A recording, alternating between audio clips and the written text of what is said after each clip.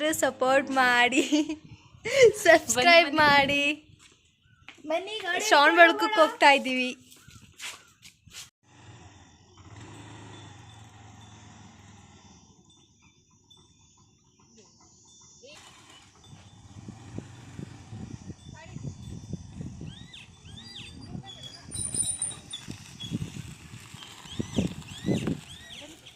Hi friends, ಎಲ್ಲರಿಗೂ ನಮಸ್ಕಾರ. ಹಾಗೆ ಇದು ವಾಯ್ಸ್ ಮ್ಯೂಟ್ ಮಾಡಿದ್ದೀನಿ. ಇದು ಹೋಗುವಾಗ ವೀಡಿಯೋ ಮಾಡ್ಕೊಂಡಿರೋದು, ನನ್ನ ತಂಗಿ ವೀಡಿಯೋ ಮಾಡಿರೋದು. ಹಾಗೆ ತುಂಬ ದಿನಗಳ ನಂತರ ನಾನು ವ್ಲಾಗ್ನ ಅಪ್ಲೋಡ್ ಮಾಡಿದ್ದೀನಿ. ಏಕೆಂದರೆ ನನಗೆ ಸ್ವಲ್ಪ ಟೈಮ್ ಇರಲಿಲ್ಲ. ಹಾಗೆ ನಾನೇ ನನ್ನ ಮಗಳನ್ನ ನೋಡ್ಕೊತಾ ಇರೋದ್ರಿಂದ ಟೈಮ್ ಅಷ್ಟೊಂದು ಸಾಕಾಗಲ್ಲ. ಹಾಗೆ ಕೆಲವೊಬ್ಬರು ಕೇಳ್ತಾರೆ, ಏನು ಈಗಂತೂ ವೀಡಿಯೋ ಎಲ್ಲ ಮಾಡಬೇಕು ನೀವು ಹಾಗೆ ಹೀಗೆ ಅಂತ. ಅದು ನಮ್ಮ ಇಷ್ಟ, ನನ್ನ ಲೈಫು. ಈಗ ಯಾರಾದ್ರೂ ಈಗ ನಮ್ಮ ಕೈಲಿ ದುಡ್ಡಿಲ್ಲ ಅಂದರೆ ಯಾರೂ ಬಂದು ₹1 ಕೊಡಲ್ಲ. ಏನೋ ಕೊಟ್ಟರು ರಿಟರ್ನ್ ಕೊಡಿ ಅಂತ ಕೊಡ್ತಾರೆ ಹೊರತು ಯಾರು ಏನು ಆ ಥರ ಸಹಾಯ ಮಾಡೋರು ಯಾರೂ ಇಲ್ಲ. ನಮ್ಮ ಇಷ್ಟ, ನಮ್ಮ ಲೈಫು. ಹಾಗೆ ನಮ್ಮ ಇಷ್ಟದಂತೆ ನಾವು ಮಾಡೋಕ್ಕೆ ನಮ್ಗೆ ಅವಕಾಶ ಕೊಡಿ ಅಷ್ಟೇ ಕೇಳೋದು. ನಿಮ್ಗೆ ಇಷ್ಟ ಆಯಿತಾ ನೋಡಿ, ಇಷ್ಟ ಆಗಲಿಲ್ಲ ಅಂದರೆ ಸ್ಕಿಪ್ ಮಾಡಿ. ನಾನು ಯಾರನ್ನೂ ಫೋರ್ಸ್ ಮಾಡೋಕ್ಕೆ ಹೋಗಲ್ಲ. ಹಾಗೆ ನಾವು ಶ್ರವಣ ಬೆಳಗೊಳಕ್ಕೆ ರೀಚ್ ಆದ್ವಿ. ಹಾಗೆ ಬೆಟ್ಟನ ಹತ್ತುತ್ತೀವ ಪೂರ್ತಿ ನೋಡಿ, ಇದರಲ್ಲೇ ಇರೋದು ಲಾಜಿಕ್ಕು. ಯಾಕೆಂದರೆ ತುಂಬ ಖುಷಿಯಾಗಿ ಬೆಟ್ಟ ಹತ್ತೋಣ ಅಂತಲೇ ಹೋದ್ವಿ. ನೋಡಿ, ಇಷ್ಟಿದೆ ಬೆಟ್ಟ. ನಾವು ನಿಜವಾಗ್ಲೂ ಹತ್ತುತ್ತೀವ. ಇಷ್ಟು ಬಿಸಿಲೈತೆ ಗುರು. ನೋಡಿ, ಚಪ್ಪರ ಮಾಡ್ಕೊಂಡು ಮಧ್ಯದಲ್ಲಿ ಮಾತ್ರ ಚಪ್ಪರ ಮಾಡಿದ್ರೆ ನಿಜವಾಗ್ಲೂ ಹತ್ತುತ್ತೀವ. ನೋಡಿ, ಸಾಕೊಂಡು ಹೋಗ್ತಾ ಇದ್ದೀವಿ. ನಮ್ಮ ಲಿಫ್ಟಿಕ್ ರಾಣಿ ನೋಡಿ. ನಾನು ನನ್ನ ತಂಗಿ ನಾವಿಬ್ರಾಕಿಲ್ಲ, ಇವಳು ಹಬ್ಳಾಕಳು ನೋಡಿ. ಸಾಕು ಜಾರ್ತೈತಾರೆ ಕಾಲು. ಫ್ರೆಂಡ್ಸ್, ಹತ್ತಿರೋದೇ ಇಷ್ಟಕ್ಕೆ ಹತ್ತಕ್ಕೈತೆ ಅದು ಅಂತ ಇವಳಿಗೆ. ಹಾಲೆ ಕುತ್ಕೋತವಳು ಬರೀ ಇಷ್ಟಕ್ಕೆ. ಇನ್ನೂ ಅಷ್ಟೈತೆ, ಕಾಲು ಭಾಗನೂ ಹತ್ತಿಲ್ಲ. ಇವಳು ನೋಡಿ ಹಾಲೆ ಎಲ್ಲಿ ನಿಂತವಳೆ. ಹಾಗೆ ಬೆಟ್ಟನ ಅರ್ಧ ಹತ್ತಿ ಕೂತ್ಕೊಂಡಿದ್ವಿ ಮೇಲ್ಗಡೆ. ಅದು ಆಪೋಸಿಟ್ ಕಾಣಿಸ್ತಿದ್ಯಲ್ವಾ, ಅದು ಚಿಕ್ಕ ಬೆಟ್ಟ. ಅಂದರೆ ಇವರ ಅಣ್ಣನಂತೆ. ಈಗ ನಾವೇನು ಬೆಟ್ಟ ಹತ್ತಿದ್ದೀವಲ್ಲ, ಆ ಗೊಮ್ಮಟೇಶ್ವರನ ಅಣ್ಣ ಅವರು. ಬಾಹುಬಲಿಯ ಅಣ್ಣ. ದೊಡ್ಡ ಬಾಹುಬಲಿ, ಚಿಕ್ಕ ಬಾಹುಬಲಿ ಅಂತ ಏನೋ ಹೇಳ್ತಾರೆ, ನನಗೆ ಸಮಥಿಂಗ್ ಗೊತ್ತಿಲ್ಲ. ಹಾಗೆ ಅದು ಹತ್ತಿ ಕೂತ್ಕೊಂಡ್ವಿ. ಅಷ್ಟರಲ್ಲಿ ನನಗೊಂದು ಕಾಲ್ ಬರುತ್ತೆ ನಮ್ಮಮ್ಮನ ಕಡೆಯಿಂದ. ಅದು ನೀವು ಎಲ್ಲಿದ್ದೀರ ಅಂತ ಕೇಳಿದಾಗ ಹಿಂಗೆ ಶ್ರವಣ ಬೆಳಗೊಳಕ್ಕೆ ಬಂದಿದ್ವಿ ಬೆಟ್ಟ ಹತ್ತಕ್ಕೆ ಅಂದಾಗ ಅವ್ರು ಹೇಳ್ತಾರೆ, ನೆಕ್ಸ್ಟ್ ಡೇ ಒಂದು ಪ್ರೋಗ್ರಾಮ್ ಇರುತ್ತೆ, ಅಲ್ಲಿಗೆ ಹೋಗಬೇಕು. ನೀವು ಹೇಗೆ ಹೋದ್ರಿ ಇವಾಗ ಫುಲ್ ಇಲ್ಲೇ ಟಯರ್ಡ್ ಆದರೆ ಅಲ್ಲಿ ಹೇಗೆ ಸ್ಪೇಸ್ ಮಾಡ್ತೀರಾ, ಅದು ಕೂಡ ದೊಡ್ಡ ಪ್ಲೇಸೇ ಆಗಿರೋದ್ರಿಂದ ರಿಟರ್ನ್ ಬನ್ನಿ ಅಂತ ಹೇಳ್ತಾರೆ. ನನ್ನ ತಂಗಿಗೂ ಕೂಡ ಬೆಟ್ಟ ಹತ್ತಕ್ಕೆ ಆಗಿರಲಿಲ್ಲ.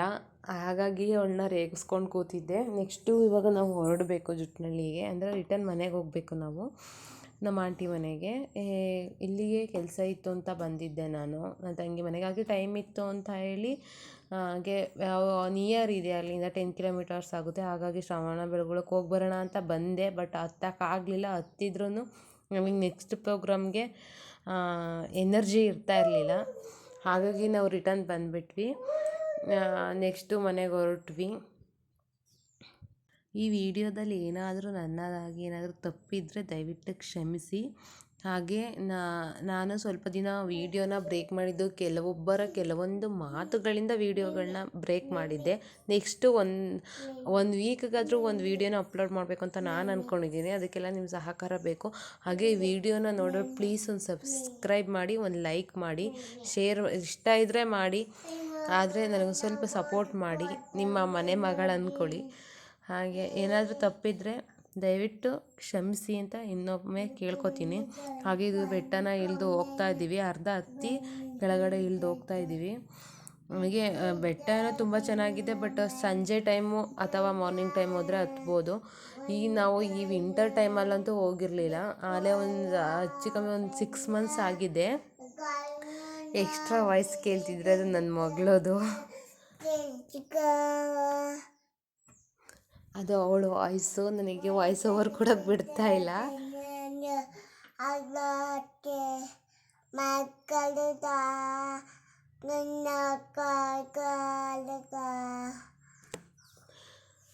ನೆಕ್ಸ್ಟ್ ಅಲ್ಲಿಂದ ಹೊರಟ್ವಿ. ನನ್ನ ಮಗಳು ನನಗೆ ವಾಯ್ಸ್ ಓವರ್ ಕೊಡೋಕೆ ಬಿಡ್ತಾಯಿಲ್ಲ, ಪ್ಲೀಸ್ ಸಾರಿ. ಹಾಗೆ ಪೂರ್ತಿ ವಿಡಿಯೋ ನೋಡಿದ್ದು ರಿಟರ್ನ್ ಹೋಗಬೇಕಾದ್ರೆ ಬಾಹುಬಲಿ ಆಶ್ರಮ ಇದೆಯಲ್ವಾ, ಅದರ ಆಪೋಸಿಟಲ್ಲಿ ಇದೊಂದು ಹಾಸ್ಪಿಟಲ್ ಓಪನ್ ಆಗಿದೆ. ಇದು BGS ಹಾಸ್ಪಿಟಲ್ಲೇನೆ.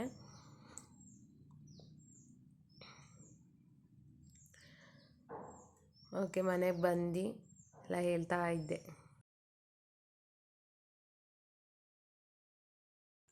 ನಾನು ಅವತ್ತು ಪಾಪುನ ಊರಲ್ಲೇ ಬಿಟ್ಬಿಟ್ಟು ಹೋಗಿದ್ದೆ, ಒಬ್ಬಳೇ ಅವಳನ್ನ ಕರ್ಕೊಂಡು ಹೋಗೋಕ್ಕಾಗಲ್ಲ ಅಂತ ಹೇಳಿ. ಯಾಕೆ ಇವತ್ತು ಬಂದೆ ಊರಿಗೆ ಅಂದರೆ, ಇವತ್ತು ಎಲ್ಲಿ ತಿಮ್ಮಪ್ಪನ ದೇವಸ್ಥಾನ ಇದೆ, ಅಲ್ಲಿಗೆ ಪೂಜೆ ಮಾಡಿಸೋದಿತ್ತು. ನಾನು ಅದಕ್ಕೋಸ್ಕರ ಬಂದಿದ್ದೆ ಊರಿಗೆ. ಇವಾಗ ಹೊರಡ್ತಾ ಇದ್ದೀನಿ. ಬೆಳಗ್ಗೆ ಬಂದೆ, ಇವಾಗ ಹೋಗ್ತಾ ಇದ್ದೀನಿ.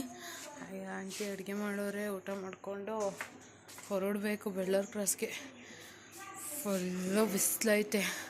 ಬೆಳಗ್ಗೆ 3 ಬಸ್ ಹತ್ತಿ ಇಳಿದು ಬಂದಿದ್ದೀನಿ. ಇವಾಗ 3 ಬಸ್ ಹತ್ತಿ ಇಳಿದು ಹೋಗ್ಬೇಕು.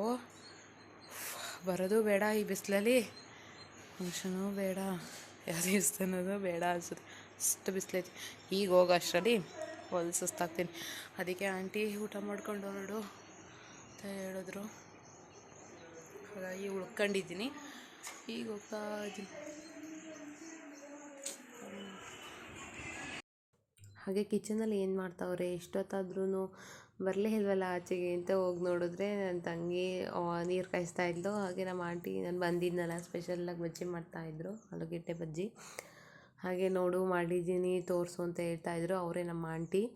ಹಾಗೆ ಇಲ್ಲಿ ಅವಳೊಬ್ಳು ಚಿಕ್ಕ ಸೋಂಬೇರಿ, ಇವಳೊಬ್ಳು ದೊಡ್ಡ ಸೋಂಬೇರಿ ಅಂತ ಬೈತಾ ಇದ್ದೆ. ನಮ್ಮ ಆಂಟಿ ಕೆಲಸ ಮಾಡಿಕೊಡಲ್ಲ ಇವರು ಅಂತೇಳಿ. ಆದರೆ ಈಗ ಏನು ನೋಡ್ತಾ ಇದ್ದೀರಾ, ಅವಳು ಪಿಂಕ್ ಕಲರ್ ಡ್ರೆಸ್ಸು, ಇವಾಗ ಬೆಂಗಳೂರಲ್ಲಿದ್ದಾಳೆ. ಅವಳು ಎಜುಕೇಷನ್ ಮಾಡ್ತಾಯಿದ್ದಾಳೆ. ನೆಕ್ಸ್ಟು ಇವಳು ಊರಲ್ಲೇ ಇದ್ದಾಳೆ. ಇವರಿಬ್ಬರು ಬೆಸ್ಟ್ ಸಿಸ್ಟರ್ ಅಂತ ಹೇಳಿದ್ರೆ ತಪ್ಪಾಗಲ್ಲ.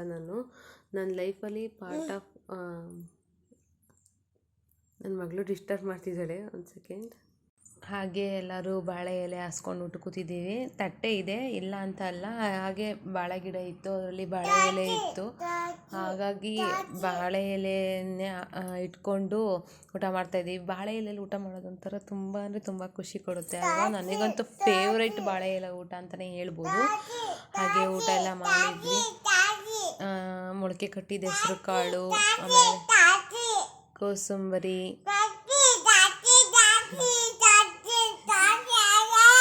ನೋಡಿ ನನ್ನ ಮಗಳು ನನಗೆ ವಾಯ್ಸ್ ಓವರ್ ಕೊಡೋಕ್ಕೆ ಬಿಡ್ತಿಲ್ಲ. ಬಜ್ಜಿ, ಕೋಸಂಬರಿ, ಅನ್ನ, ಸಾಂಬಾರು, ತುಪ್ಪ ಎಲ್ಲ ಇತ್ತು. ಊಟ ಮಾಡ್ಕೊಂಡು ನಾನು ಹೊರಟೆ. ಇಷ್ಟ ಆಗಿತ್ತು ಅವತ್ತಿನ ದಿನದ ವ್ಲಾಗ್.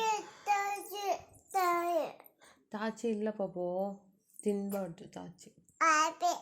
ಹಾಯ್ ಫ್ರೆಂಡ್ ಅಂದು. ಹಾಯ್. ನೋಡಿ ನನ್ನ ಮಗಳು ಎಷ್ಟು ಡಿಸ್ಟರ್ಬ್ ಮಾಡ್ತಿದ್ದಾಳೆ ಅಂದರೆ, ನೆಕ್ಸ್ಟು ಅವಳದೇ ವಿಡಿಯೋ ಹಾಕ್ತೀನಿ ನೋಡಿ ನೀವು.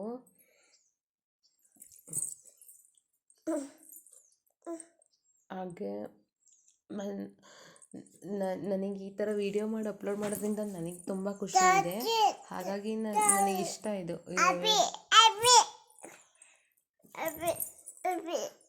ಹಾಗೆ ಹೊರಟೆ ನಾನು. ಎಲ್ಲರಿಗೂ ಬಾಯ್ ಹೇಳ್ಬಿಟ್ಟು ಹೊರಟೆ.